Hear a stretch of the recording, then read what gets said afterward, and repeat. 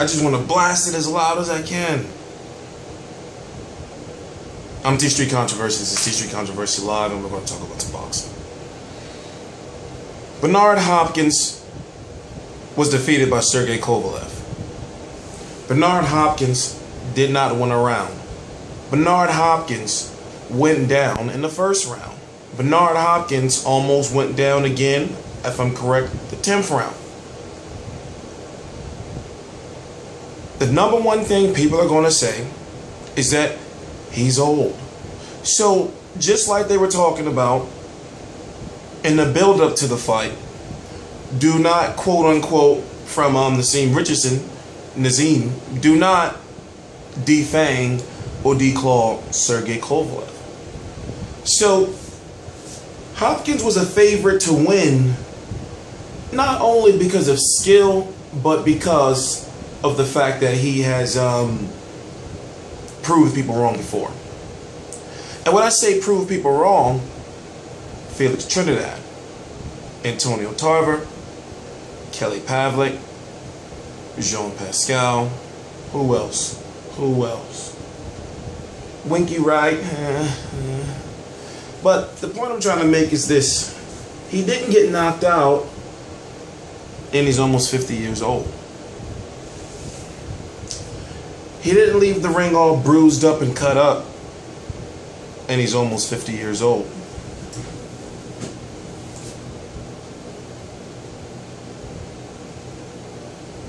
I'm kind of lost because we can't use his age as an excuse to kick him out of the sport. Because if he would have won, he would have fought again anyway. So he took a loss, yes, but he didn't get like literally beat up. I believe, in my opinion, that when he went down in the first round, after he was trying to do the clinching, that his bell got rung.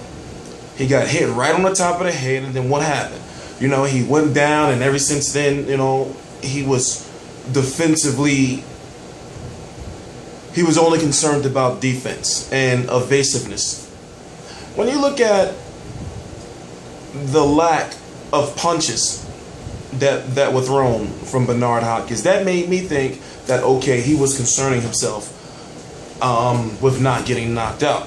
You can go and look at the 12th round, and you can ask yourself, well, what was he doing? Was he really surviving? Or was he really trying to set Kovalev up to knock him out because he knew he needed it? Many thought that the fight should have been stopped because of what was going on in the 12th round. But at the same time, he's a boxer.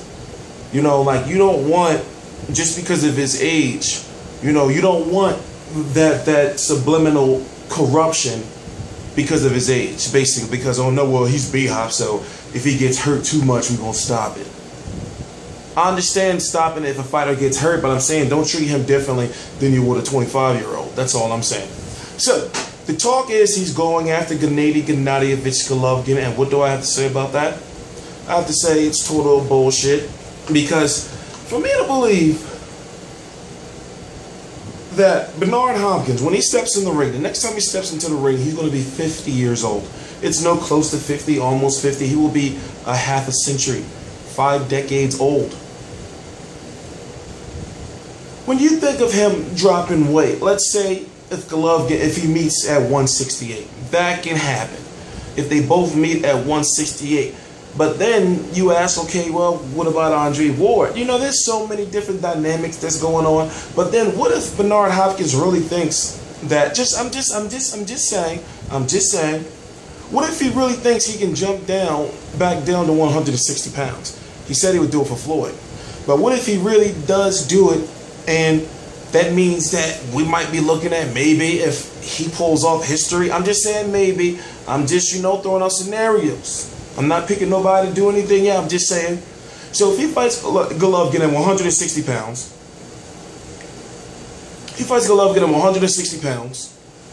then that means he's the #1 contender to fight Cotto. Can you you see how crazy that sounds? You hear how crazy that sounds? So what I'm saying is this. Golovkin, I don't see him coming up to 170. I see it being at 168. B-Hop would have to make that 168. B-Hop is not A-side. We all know throughout Hopkins' career he's had some trouble being a fan attraction, even though he does very well selling a fight. As far as you know, entertaining. So I'm thinking about, well, if he has one more fight left, maybe two, who would I want him to fight? I say get Adonis Stevenson now. Sergey Kovalev, have to give the respect to him. Sergey Kovalev is the future. Sergey Kovalev answered so many questions for us. He answered, could he go the distance? Was he going to gas? Could he show all-around boxing skills? And could he show that he's a thinker? And he did all of that. So, I guess what I'm saying is this. Kovalev is A-side. From 168 and 175, A-side. Andre Ward, you know, no. I'm going to stop mentioning Andre. I'm going to stop mentioning Andre Ward's name soon. You know why? It's because it makes no sense to me why I should talk about somebody that's not even fighting. Dan Goosen has taken his contract, and he has it for eternity. He's not going anywhere, and it doesn't look like he even wants to fight anymore. But moving on. So you talk about what's next for Kovalev. You got some mandatories out there. He can go that route, of course, and it's nothing wrong with that. You just beat Bernard Hopkins. You know, fight a mandatory. You know, after all, this fight was close to 1.4 million in ratings. You know, 1.3. You know, one of the highest rated boxing events of the year.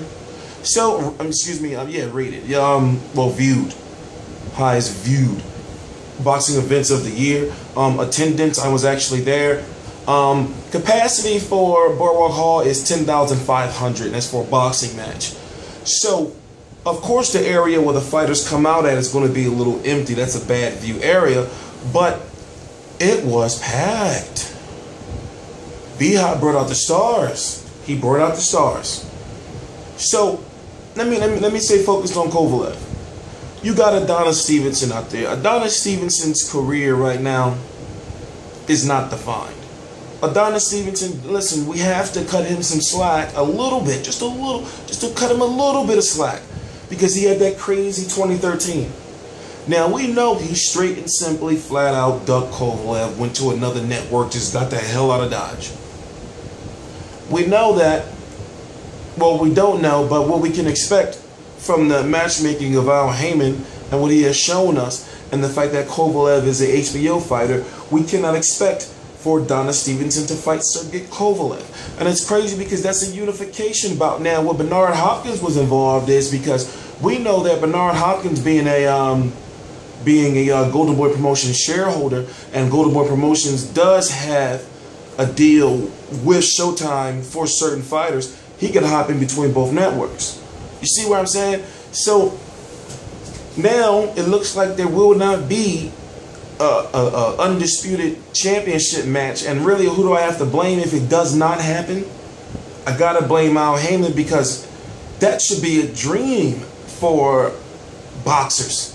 That should be a dream for fighters to capture all the belts in their division. Remember, B-Hop had the IBO too. I don't know if he still has it, but right now, basically, you should say Sergey Kovalev has the IBO, WBO, WBA, and the IBF. You got that WBC in that ring right there, and it's just one fight that now fans feel he has a stronger chance of winning. But yet, you got Adonis Stevenson fighting Dimitri. It's not. I'm trying to pronounce his name right. It's not like regular Dimitri, but long story short, I'm gonna say, okay, all right. Dimitri Sukhatsky. He's fighting Sukhatsky.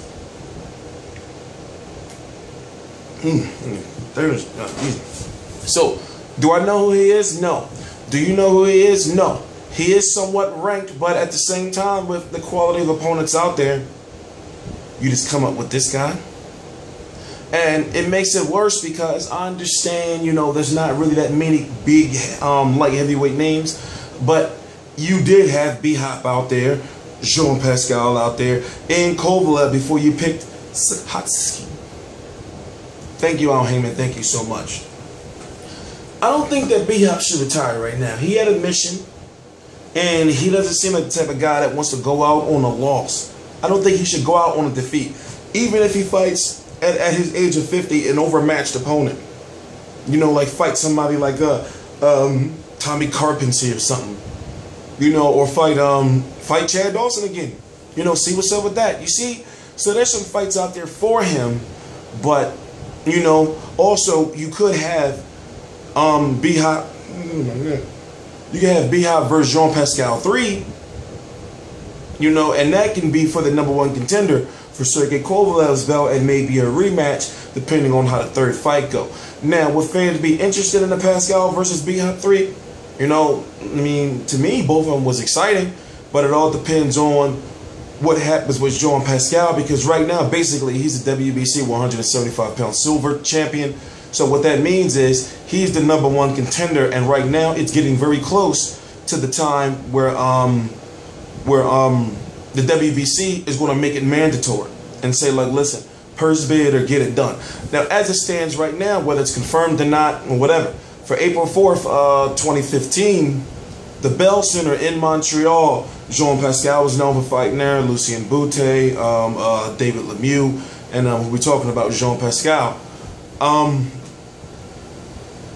are used to fighting there. So it's reserved for April the 4th, 2015, for Adonis Stevenson and Jean Pascal, basically. So Jean Pascal is already fighting on that date. That's confirmed. Jean Pascal was also fighting on December the 6th on the undercard of the Lucien Boutte fight, even though he beat Lucien Boutte fighting on the undercard. I know it doesn't make sense. I don't want this video to be 15 minutes long, but basically what I'm trying to say is that there's fights out there that can be made, and if you really look at the scenario, you really think to yourself, well, wait a minute, you know, Adonis Stevenson is really on some bullshit right now. You know, that's history out there, and he's fucking with it. The last undisputed champion was Jermaine Taylor, and that's because he beat Bernard Hopkins. And I'm talking about the undisputed champion in the era of the WBO, WBA, and I'm not talking about the WBA Super World and the regular. I'm just saying, just, you know, whoever's the #1 WBA champion. So you can have, so you got the #1 WBA, well, you got the WBO, the WBA, the WBC, and the IBF. You know, and then you got the ring. That, it doesn't, with boxing politics, it just doesn't get to a point where a fighter can have all those belts anymore, because the best don't fight the best, and then networks and, you know, deals are more involved, because you got guys that used to work for HBO and then working for Showtime, and Showtime working for HBO. Like, it's you know, it's an ugly situation. But like I said, I'm TstreeT Controversies. It's TstreeT Controversy Live. I cover every single major fight live. I mean, okay, you know, I may be a little late on a couple. It's been a rough week.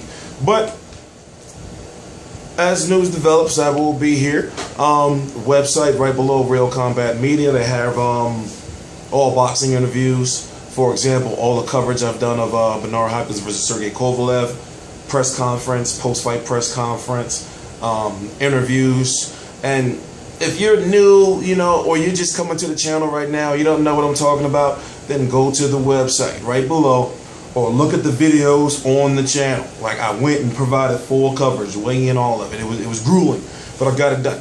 So what I want to say is, please subscribe. Then right below, Real Combat Media. Once again, I don't know how to say it, but YouTube is being taken. And it's not being taken, you know, it's just that I want it. And I don't want to get into, you know, ranting and raving and everything, plus I'm tired. TstreeT Controversy Live.